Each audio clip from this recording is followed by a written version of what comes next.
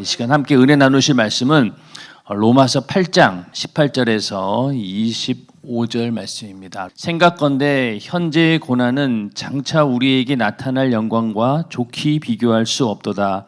피조물에 고대하는 바는 하나님의 아들들에 나타나는 것이니 피조물이 허무한 데 굴복하는 것은 자기 뜻이 아니요 오직 굴복해 하시는 이로 말미암음이라. 그 바라는 것은 피조물도 썩어짐의 종노릇한 데서 해방되어 하나님의 자녀들의 영광의 자유에 이르는 것이니라.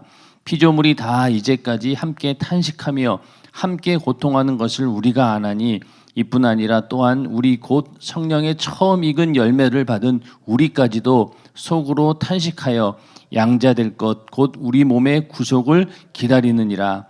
우리가 소망으로 구원을 얻었음에 보이는 소망이 아니니 보는 것을 누가 바라리요. 만일 우리가 보지 못하는 것을 바라면 참음으로 기다릴지니라. 아멘. 네, 오늘 새벽 예배에는 로마서 8장 18절에서 25절 말씀을 중심으로 우리 몸의 구속을 기다리느니라라는 제목으로 로마서 53번째 시간이 되겠습니다. 보니까 한 1년 지났더라고요. 1년 전에 시작했는데 53주 정도 했으니까 1년이 좀 넘은 것 같습니다. 지난 시간에는 우리가 18절에 있는 말씀 현재의 고난에 대한 말씀을 드렸는데 그때 이 현재라고 하는 시간 개념이 어떤 것이냐라고 말씀을 드렸는데 이 현재는 지금 내가 당장 당하고 있는 고난 이걸 말하는 것이 아니라 여기서 사도 바울이 말하는 현재는 예수님께서 이 땅에 오셨을 때 그때부터 시작해가지고 예수님이 다시 오시는 그때까지의 시간이 바로 현재입니다. 그러다 보니 우리가 당하는 고난이라고 하는 것이 정말로 잠깐밖에 안 되는 거예요. 만약에 70년을 80년을 내내 고난받는다라고 해도 예수님의 초림부터 재림의 그 시간까지 비교해 보면은요 아무것도 아니죠. 그러니까 고난의 기간이 나에게는 굉장히 큰 것처럼 보이지만은 성경에서 말하고 있는 주님이 바라보는 시각에서 고난은 그 정도의 시간 개념을 가지고 있다라고 하는 것이기 때문에 이 고난을 이겨내시는 방법이 어디에 있느냐? 바로 앞으로 나타나게 될 영광과 너희가 대조해보고 비교해봐라. 네가 지금 당하고 있는 고난이 굉장히 크다고 느끼지만은 그러나 너희에게 나타날 그 영광을 너희가 생각하고 믿음으로 바라보게 된다라고 하면은 비교조차 할 수 없다. 아무것도 아니다라는 것을 발견하게 될 것이다. 이렇게 해서 우리에게 소망을 주고 있습니다. 그러면서 19절부터 이제 피조물이 고통당하는 고난당하는 모습을 보여주고 있는데 아까 그 시간의 개념이 예수님의 이 땅에 오셨을 때부터 예수님이 재림하실 때까지의 고난의 개념을 얘기해 주신 것처럼 고난의 대상도 우리 인간만 고난받는 게 아니에요. 누구도 고난받는다고요? 피조물도 고통받고 있다는 거예요. 그 얘기를 하면서 너희만 고난받는 게 아니라 이 땅에 있는 모든 피조물들이 다 고난받고 있다. 누구 때문에 고난받는 거예요? 인간의 죄 때문에 이 땅이 저주를 받아서 땅도 고난을 받고 이 땅에 있는 모든 피조물들이 다 고통 가운데 있다는 겁니다. 19절에 보면은 피조물에 고대하는 바는 하나님의 아들들에 나타나는 것이니 여기서 피조물이라고 하는 것은 인간은 빼고 또 천사도 빼고 비이성적인 모든 피조물들을 이야기하고 있죠. 그래서 성경에 보면은 광야와 메마른 땅이 기뻐하며 사막이 백합화 같이 피어 즐거워하며 이렇게 의인화를 시키고 있습니다. 그러니까 사막이 어떻게 꽃을 피우고 즐거워하겠어요. 그만큼 사막이라고 하는 것 그리고 광야 메마른 땅이 기뻐한다라고 했는데 역시 의인화를 시켜서 이렇게 모든 피조물들이 우리는 그 소리를 들을 수 없지만은 나름대로 하나님께서 창조하신 대로 그 목적을 이루어가고 있는 거예요. 그런데 그 하나님의 창조의 뜻을 이루어가는 데 있어서 뭐 한다고요? 고통당한다는 거예요. 저주를 받아서. 인간은 하나님의 말씀대로 순종하라고 지어졌는데 아담 이후로 죄를 지으면서 계속해서 제멋대로 살아요. 그러나 다른 피조물들은 그렇지 않습니다. 인간만 이렇게 불순종하지 다른 피조물들은 그냥 거의 굴복하며 사는 거예요. 그래서 여기 보면 20절에도 보면은 피조물이 허무한데 굴복하는 것은 그러니까 순종하며 산다는 거예요. 굴복한다는 것은 이렇게 인간의 죄로 인해서 저주를 받아서 고통 가운데 있지만은 그러나 그 허무한데 굴복해서 살고 있다는 거죠. 왜? 오직 굴복해 하시는 이로 말미암음이라. 이것이 하나님께서 내리신 저주이기 때문에 어쩔 수 없이 그 굴복하고 당한다는 거예요. 근데 우리 인간은 어떻습니까? 그것을 하나님의 심판이나 하나님 죄로 여기지 않고 아직까지도 멋대로 사는 인간들이 얼마나 많습니까? 그러니까 인간은 어떻게 보면은 이 자연에 있는 피조물보다 하나님께 순종하는 면에 있어서는 완전히 방종하고 있는 것이죠. 그래서 이 피조물들이 그런 상태에 있는데 그들이 고대하고 있다. 간절히 기다리고 있는데 이 고대한다는 말은 고개를 길게 빼고 앞을 쳐다보면서 기다리는 거예요. 엄청나게 간절히 기다리는 거죠. 그래서 기대감을 가지고 기다리는데 뭘 기다리느냐? 하나님의 아들들의 나타나는 것을 기다린다는 거예요. 자, 그러면은 이렇게 생각할 수 있겠죠. 여기 지금 우리도 하나님의 자녀잖아요. 그러니까 우리가 예수 믿는 사람이 나타났다. 예수님께서 이 땅에 오시고 또 성령 받은 자들이 나타나고 그랬을 때 그러면 하나님의 아들들이 나타났으니까 이제 이 땅에 있는 모든 고난이 사라지는 건 아니냐. 근데 아닙니다. 사실은 내가 하나님의 자녀이긴 하지만은 그러나 우리의 구원은 아직까지 완성되진 않았어요. 구원이라고 하는 것을 생각할 때 우리는 과거와 현재와 미래 세 가지 시제를 가지고 우리가 이 구원을 생각해 봐야 됩니다. 자, 우리는 먼저 구원을 받았습니다. 어디에서 구원받았어요? 죄에서 자유함을 얻게 되었죠. 우리가 지었던 모든 죄, 또 아담의 원죄로부터 우리가 예수님의 십자가에 달려 죽으심으로 인해서 그 죄사함의 은혜로 우리는 구원을 받았습니다. 죄에서, 율법의 저주에서 구원을 받았죠. 과거형이에요. 이건 변할 수 없는 사실입니다. 그러면서 또 성경에서는 어떻게 얘기하고 있습니까? 너희가 두렵고 떨림으로 구원을 이루라 이렇게 말씀하고 있죠. 이건 현재 진행형이에요. 현재 우리는 또 구원을 이루어 간다는 거예요. 내가 받은 구원을 끝까지 지켜내기 위해서 또 그 구원을 어떻게든 무너뜨리고 취소시키려고 하는 이 약한 영과의 영적인 싸움에서 이겨내야 된다. 그게 바로 현재 우리가 구원을 이루어가는 것이고 또 구원을 받으리라 라고 하는 건 뭡니까? 육신이 마감된 이후에 받게 되는 구원, 내 몸이 신령한 몸으로 부활해서 영원히 살게 되는 영화로운 몸으로 부활되는 그 상태를 말하는 겁니다. 그건 아직 이루어지지 않은 거죠. 그래서 지금 여기서 하나님의 아들들이 나타나는 것, 이것은 바로 예수님께서 이 땅에 오시고 그 이후로 우리 인간들도 신령한 몸으로 부활되어서 새로운 영생의 삶을 사는 그때, 새하늘과 새 땅이 임했을 때의 그때를 말하는 겁니다. 그때를 간절히 기다린다는 거예요. 그래서 하나님의 아들들이 나타나는 것을 피조물들도 간절히 고대하고 있다. 피조물들이 고대하는 것은 인간의 타락으로 인해서 땅이 저주를 받았기 때문에 그런 것이죠. 그래서 20절에 피조물이 허무한데 굴복하는 것은 자기 뜻이 아니요 오직 굴복해 하시는 이로 말미암음이라. 그러니까 허무한데 굴복한다. 그리고 또 21절에 보면 뭐라고 얘기하냐면은 피조물도 썩어짐의 종로로 탄다. 이렇게 얘기하고 있죠. 이 땅에 있는 땅은 저주를 받아서 아무리 노력을 해도 계속해서 뭐가 쌓입니까?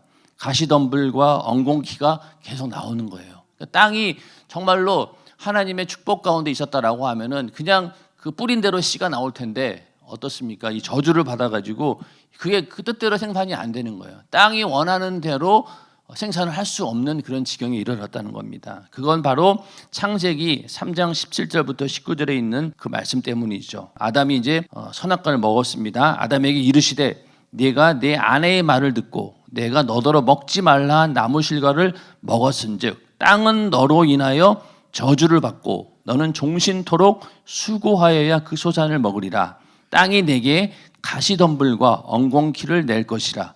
너의 먹을 것은 밭의 채소인즉 내가 얼굴에 땀이 흘러야 식물을 먹고 필경은 흙으로 돌아가리니 그 속에서 네가 취함을 입었음이라. 너는 흙이니 흙으로 돌아갈 것이니라 하시니라.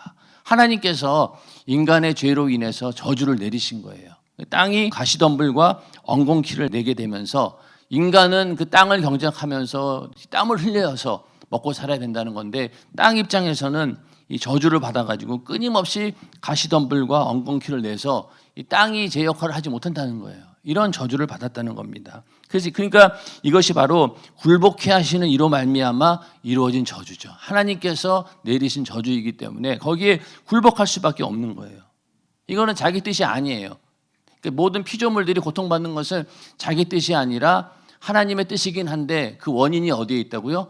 바로 인간이 죄 때문에, 인간이 죄를 범함으로 인해서 이 땅에 있는 모든 피조물들도 함께 이런 고난을 받게 된다는 겁니다. 그래서 우리가 눈으로는 보지 못하고 귀로는 듣지 못하지만은 이 세상에 있는 모든 만물들이 아우성을 치고 있는 거예요.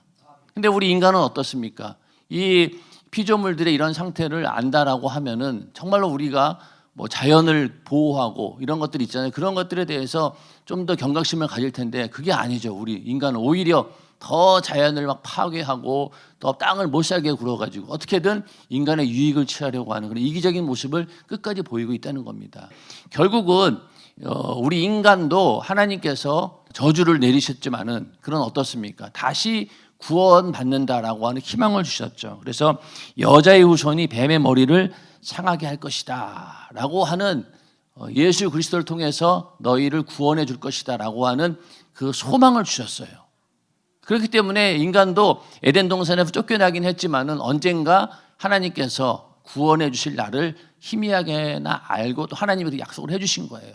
그런 것처럼 이 땅도 그 소망이 있다는 거예요. 예수님께서 이 땅에 다시 오실 때 그때 땅도 구원을 받게 될 것이다 라고 하는 그런 소망을 가지게 된다는 겁니다. 그 바라는 것은 피조물도 썩어짐의 종노릇한 데서 해방되어 하나님의 자녀들의 영광의 자유에 이르는 것이니라. 이런 소망을 가지고 있다는 거예요.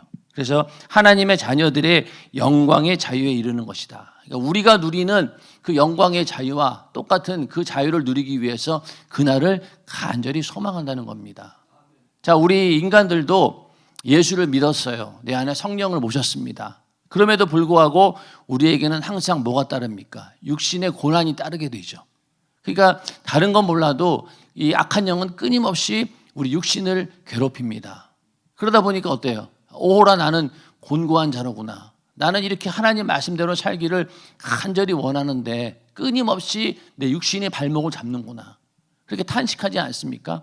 그런 탄식이 있는 이유는 뭐냐면은 바로 내 몸이 육신이 아직까지 완벽하게 구원을 받지 못해서 그런 거죠. 그런데 예수님께서 이 땅에 오신 이후로는 어떻게 되느냐? 내 몸이 신령한 몸으로 부활이 되는 거예요. 그럼 그때는 이제는 내 몸이 더 이상 질병도 없고, 그렇죠? 그리고 육신의 죽음도 없고, 또 고통도 없고 그런 때가 온다는 거예요. 그러면 그때는 이 몸의 구속이 이루어진 거죠. 그날은 아직 이루어지진 않았어요. 언제 이루어진다고요? 예수님께서 이 땅에 오시고 또 내 육신이 마감되는 그때, 몸이 다시 신령한 몸으로 부활되는 그때가 온다는 거예요. 그때까지 우리는 탄식하면서 기다린다는 것이죠. 그래서 하나님의 자녀들의 영광의 자유에 이르는 것, 우리도 그 영광의 자유에 이르기를 원하고 또 이 땅에 있는 모든 피조물들도 똑같이 그날을 소망하고 있다는 겁니다. 그래서 22절에 보면은 또 피조물이 다 이제까지 함께 탄식하며 함께 고통하는 것을 우리가 아나니. 이 피조물들이 탄식하면서 고통한다. 이 고통이라고 하는 것은요, 해산의 고통을 말합니다. 그만큼 땅은 몸부림치면서 어떻게든 이것을 이겨내려고 노력한다는 거예요. 자, 봄이 되면은 나무가 새롭게 싹을 냅니다. 그것이 우리는 그냥 봄이 되니까 싹이 나는가 보다 하겠지만은 이 나무 입장에서는요, 그 싹을 틔우기 위해서 얼마나 많은 모진 세월을 견디는지 몰라요. 겨울이라고 하는 혹독한 그 계절도 지나야 되고, 땅에서 새싹이 올라오는 것이 나뭇가지에서 새로운 가지가 나오는 것이 그렇게 쉬운 일이 아니라는 거예요. 왜? 땅이 저주를 받았기 때문에. 그럼에도 불구하고 계속해서 이 땅에 있는 모든 피조물들은 나름대로 변화하려고 어떻게든 살아보려고 몸부림을 칩니다.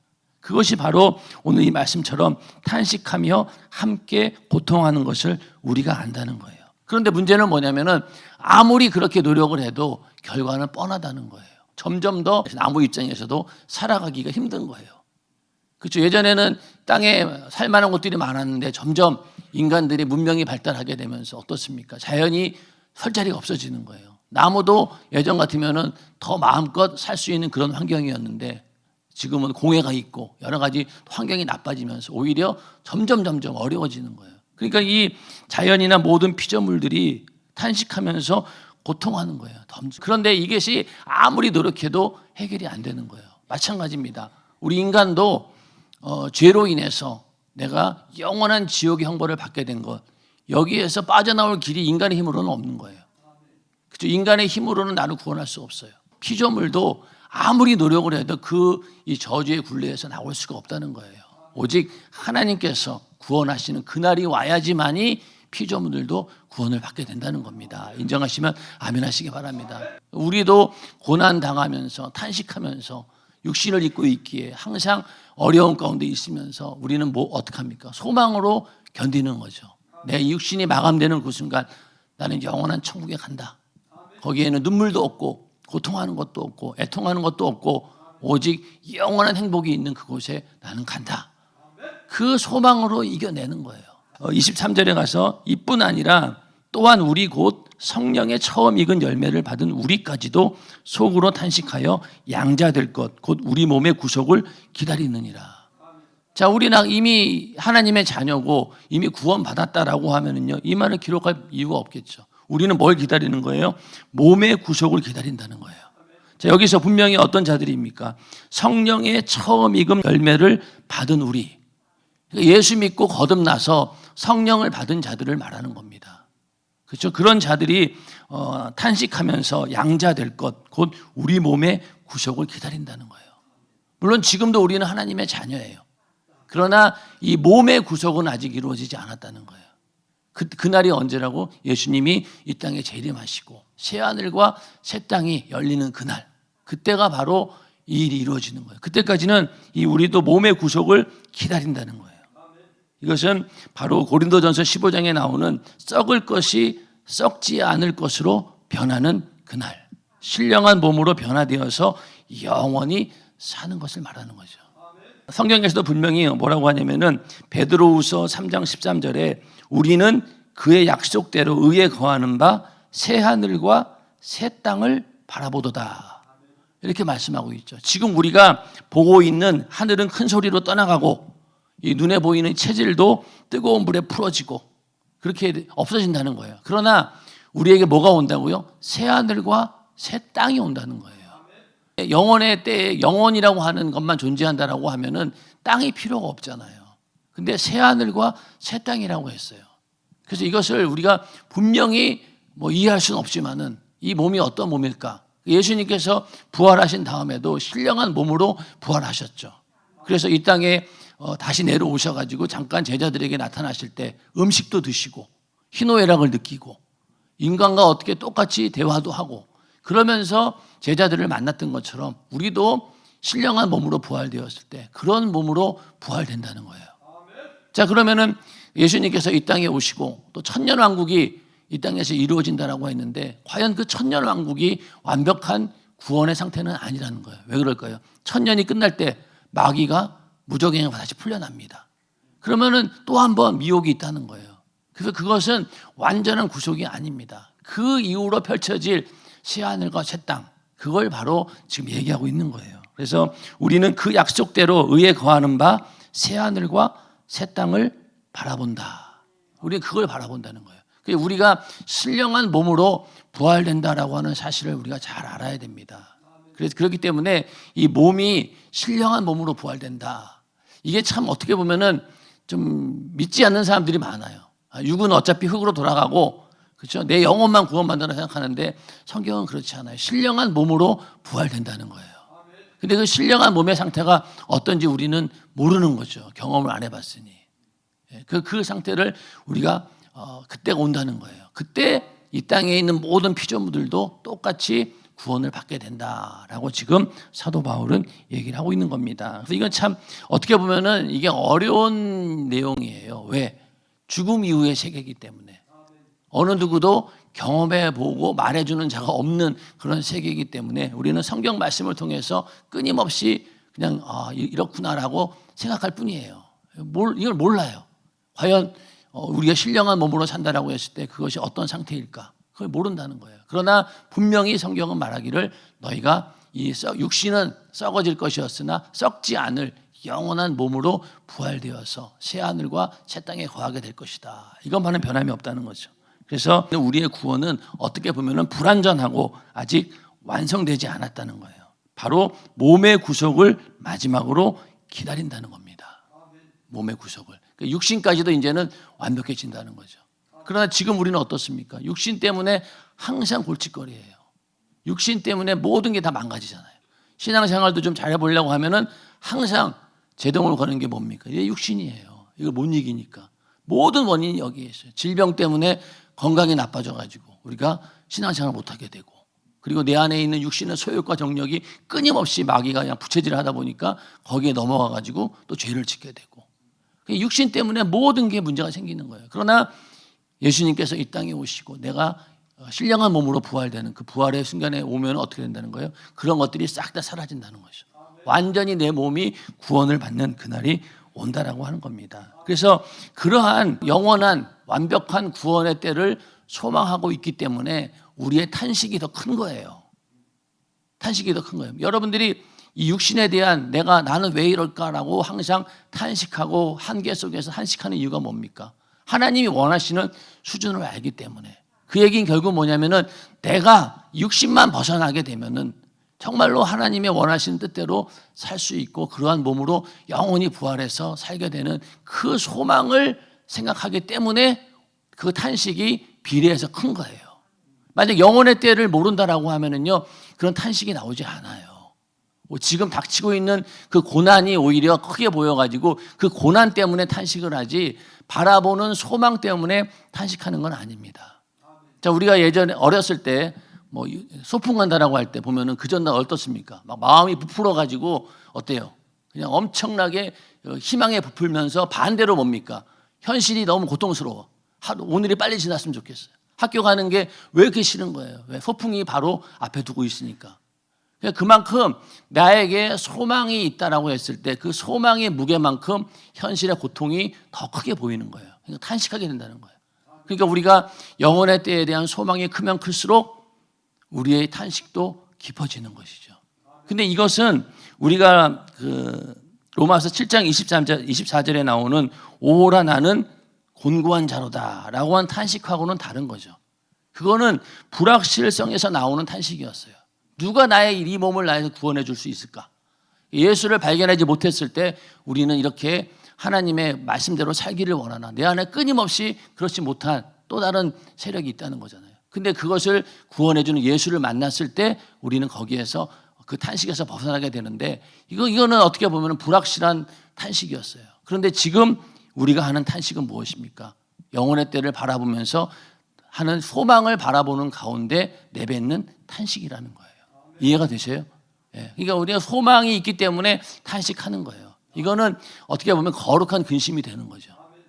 거룩한 근심. 이런 탄식이 우리에게 쏟아져 나오는 것은 바로 그 소망이 있기 때문에, 다가올 영광의 그 기쁨과 또 그 무게가 크다는 것을 알기 때문에 그만큼 탄식도 커지는 거예요. 빨리 벗어나기를 원한다. 그러니까 육신의 질병으로 고통당하는 분들을 보면 어때요? 하루빨리 죽어서 영원한 천국에 가고 싶다라고 하는 소망이 더 크겠죠. 건강할 때는 몰라요. 건강할 때는 이 땅에 사는 것이 거꾸로 매달려도 세상이 좋다라고 하는데, 그렇게 세상에 사는 게 좋겠죠. 근데 먹을 거 못 먹고, 그렇죠? 마음대로 움직이지 못하고 그런다고 했을 때 소망이 어디 있겠어요? 예수 믿고 영원의 때를 분명히 아는 사람은 빨리 천국에 가는 것을 간절히 소망하겠죠. 그만큼 탄식도 크다는 거예요. 이해가 되시죠? 그래서 이 소망이라고 하는 것이 중요한데, 24절에 가서 우리가 소망으로 구원을 얻었음에 보이는 소망이 아니니 보는 것을 누가 바라리요. 그러니까 우리의 구원도 이 소망으로 인한다는 거예요. 자, 믿음으로 구원을 받아요. 그 믿음이라는 게 뭐예요? 죄에서 자유함을 얻어서 우리는 죄값을 해결했기 때문에 죽은 다음에 영원한 천국에 가서 신령한 몸으로 영원히 산다, 이거잖아요. 그 믿음은 결국은 소망을 만들어내고 그 소망으로 인해서 우리는 구원을 얻게 되는 겁니다. 그런데 이 소망이라고 하는 것이 보이지 않는다는 거예요. 보이지 않는 거. 보이는 것이 무슨 소망이냐는 거예요. 그러니까 이 땅에서 우리가 예수 믿고 그리스도인으로 산다라고 했을 때 우리의 소망은 어디에 있어야 된다는 거예요? 하늘에 있어야 된다는 거죠. 이 땅의 것은 어떻게 변할지 모르는 거예요. 아무리 하나님께서 복을 주셔서 육신이 잘 먹고 잘 산다 한들 그게 복이 아니라는 거죠. 우리의 신령한 복은 어디 있다고요? 하늘에 있다는 거예요. 그게 진정한 소망이라는 거죠. 그래서 이 소망이라고 하는 것은 데살로니가전서 5장 8절에 우리는 낮에 속하였으니 근신하여 믿음과 사랑의 흉배를 붙이고 구원의 소망의 투구를 쓰자, 구원의 소망의 투구를 쓰자. 이 투구는 머리를 보호하는 거예요. 가장 중요한 부분을 보호하는 겁니다. 우리의 믿음을 보호하는 그 투구가 뭐냐면 바로 소망이라는 거예요. 소망이 있기 때문에 이겨내는 거예요. 자, 핍박을 이겨내고 또 모진 고문을 이겨내고 우리가 그날을 뮤지컬 봤을 때 거기서 고난을 이겨내는 가장 큰 힘이 무엇이었습니까? 죽은 다음에 영원한 천국이 있고 거기에 영생이 있기 때문에 그 고난을 이겨내는 겁니다. 구원의 소망의 투구를 쓰라는 거예요. 그것만이 이겨낼 수 있다는 겁니다. 그리고 히브리서 6장 19절에 우리가 이 소망이 있는 것은 영혼의 닷 같아서 튼튼하고 견고하여 휘장 안에 들어가나니 영혼의 닷이라는 거예요. 이 닷은 뭡니까? 견고하게 붙들어주는 거잖아요. 배를 딱 붙들어 놓는 그게 닷인데 내 영혼의 닷이 바로 이 소망이라는 거예요. 소망. 이 소망을 딱 가지고 있으면은 어떻습니까? 흔들리지 않는다는 거죠. 그래서 우리의 믿음도 영혼의 때를 향한 그 소망이 크고 그것이 확실하면 확실할수록 어떻습니까? 내 믿음이 흔들리지 않아요. 근데 그 소망의 닻이 풀려지면 어떻게 되겠어요? 그냥 흘러가 버리는 겁니다. 세상에. 그러나 우리에게는 소망이 있기 때문에 영혼의 때라고 하는 소망이 있기 때문에 그것이 내 믿음의 닻이 되어서 오늘날 우리의 신앙을 더 견고하게 만들고 또 모든 환난과 고난과 핍박에서 이길 수 있는 힘을 준다는 거예요. 인정하시면 아멘 하시기 바랍니다. 그러한 견고한 영혼의 닷 이것이 바로 소망이라는 겁니다. 그래서 성경에서도 너희는 위의 것을 생각하고 땅의 것을 생각하지 말라 이렇게 말씀하고 있죠. 위의 것을 생각하고 땅의 것을 생각지 말라. 위의 것을 생각하라고 하는 것은 뭐예요? 소망을 가지라는 거잖아요. 그 소망을 가지고 몸은 땅에 있지만은 네 머리는 어디에 있으라는 거예요? 하늘에 있으라는 얘기예요. 그러니까 머리가 하늘에 있으니까 우리는 소망을 봐요. 그러니까 이 천국을 보니 야 이거 버틸 힘이 있네. 그러다 보니까 땅을 딛고 있는 발에 힘이 생기는 거예요. 우리의 머리는 어디에 있다고요? 하늘에 있고 발은 땅에 있어요. 그렇죠? 머리는 하늘에, 발은 땅에. 그러니까 어떻습니까? 머리를 쳐들어서 볼 때마다 힘이 생기는 거죠. 버틸 힘이 생기는 겁니다. 그렇게 해서 너희는 위의 것을 생각하고 땅의 것을 생각지 말라 이렇게 말씀하고 있고 또 고린도후서 4장 18절에 우리의 돌아보는 것은 보이는 것이 아니요 보이지 않는 것이니 보이는 것은 잠깐이요 보이지 않는 것은 영원함이니라. 이 보이지 않는 소망은 영원한 소망이라는 거예요. 그걸 가지고 끝까지 이겨내라는 거죠. 그래서 우리가 구원받은 자로서 이 세상에서 누리고 있는 것은 굉장히 대단해요. 예수 믿고 거듭나서 성령 받고 성령 충만하게 하나님의 뜻대로 산다라고 하는 것이 어마어마한 축복입니다. 그러나 우리에게 다가오는 영원한 영광에 비교하면 이것도 한 조각에 불과한 거예요. 그러니까 하늘의 영광이 얼마나 크다는 거겠어요. 그렇죠. 우리가 이 땅에 살면서 누리는 것도 야 정말로 대단하다라고 느끼는데 죽은 다음에 실제로 영원한 천국에 들어갔을 때 그 영광은 이것과는 비교가 안 된다는 거예요. 그 정도로 위대하다는 겁니다. 그래서 25절에 가서 만일 우리가 보지 못하는 것을 바라면 참음으로 기다릴지니라. 너희가 소망으로 너희가 구원받았다라고 하면은 이제는 참음으로 기다리라는 거예요. 근데 여기서 참는다, 기다린다 두 가지가 있는데 어디에다 중점을 두라는 겁니까? 기다리는 것. 참는 것에 중점을 두는 사람도 있어요. 그거는 내가 이 땅에 살면서 예수 믿어서 현재 나의 고난을 어떻게든 벗어나기를 원하는 마음이 더 큰 거예요. 그러다 보니까 병 들었을 때 병 고침을 간절히 원하고 문제가 있을 때 문제가 해결받기를 간절히 원합니다. 근데 그게 안 되면 어때요? 소망이 와르르 무너져 버려요. 하나님께 기도했는데 병을 못 고쳤어요. 하나님이 살아계시면 이럴 수 있나? 내가 문제를 놓고 그렇게 열심히 기도했는데 왜 해결을 안 해주시지? 그 사람 다 뭐예요? 그냥 인내하는 것으로 끝나는 거예요. 소망이 없는 거예요. 그러나 진정한 소망을 가진 자들은 어떻습니까? 이 땅에서 병들어 죽는다 하더라도 그렇죠? 문제 때문에 결국은 뭐 파산이 되고 별의별 일을 다 당한다 하더라도 나의 소망은 그게 아니기 때문에 충분히 이겨낼 수 있는 거죠. 근데 오늘날 많은 그리스도인들이 이 땅에서 누리는 것을 복으로 알고 그러다 보니까 이 땅에 조금만 환난이 오고 고난이 오면은 하나님께 기도해요. 응답이 안 됐네. 해결이 안 됐어. 그러면은 완전히 소망이 다 무너져 버리는, 소망 자체가 없었으니까, 원래부터 이 땅에 소망이 있었으니까 절대로 거기에 만족할 수가 없겠죠. 그러니까 하나님을 떠나는 거예요. 그렇지 않습니까? 그런데 진정한 소망이 있는 자는 어떻습니까? 이겨낸다는 거예요. 그래서 참음으로 기다릴지니라, 이 말은 기다리는 것에 포커스를 둔 거예요. 참는 건 너무나 당연하다. 이 참는 게 문제가 아니라 너희가 그 참음의 원인이 어디에 있느냐, 이유가 어디에 있느냐, 바로 기다림에 있다는 거예요. 뭘 기다리는 거죠? 주님께서 이 땅에 다시 오는 그날, 내가 새롭게 신령한 몸으로 부활되는 그 영광스러운 그날을 우리가 기다리기 때문에 참는 것도 쉽게 이겨낼 수 있다는 겁니다. 이해가 되시죠? 그래서 고린도후서 5장 2절에 보면은 과연 우리가 여기 있어 탄식하며 하늘로부터 오는 우리 처소로 덧입기를 간절히 사모하나니. 그러니까 우리가 이 땅에 있으면서 탄식하는데 하늘로부터 오는 처소, 그것을 간절히 사모한다는 거예요. 덧입기를 사모한다는 거예요. 이렇게 입음은 벗은 자들로 발견되지 않으려 함이라. 이 장막에 있는 우리가 짐진 것 같이 탄식하는 것은 벗고자 함이 아니요 오직 덧입고자 함이니 죽을 것이 생명에게 삼킨 바 되게 하려 함이라. 그러니까 벗고자 함이 아니요 오직 덧입고자 한다는 거예요. 자, 벗고자 한다는 것은 내가 빨리 이 고난에서, 고통에서 벗어나기만을 간절히 원하는 믿음은 아니라는 거죠. 뭘 원하라는 거예요? 벗고자 함이 아니라 오직 덧입고자 한다는 거예요. 그건 바로 내가 이 고난을 벗어나서 영원한 몸으로 부활되어서 영생을 누린다는 거예요. 우리가 간절히, 이 피조물들이 간절히 고대하고 있는 것, 열심히 기다리고 있는 것, 이게 바로 우리가 소망해야 될 거라는 거죠. 그런 덧입기를 간절히 사모한다는 거예요. 그죠? 하늘에 있는 영원한 집을 사모하는 것.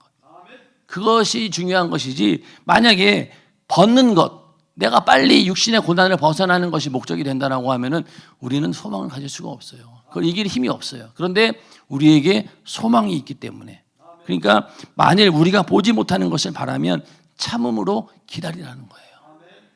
기다림이 더 소망이 되어야 된다는 거죠. 그걸로 이겨내는 겁니다. 이해가 되십니까?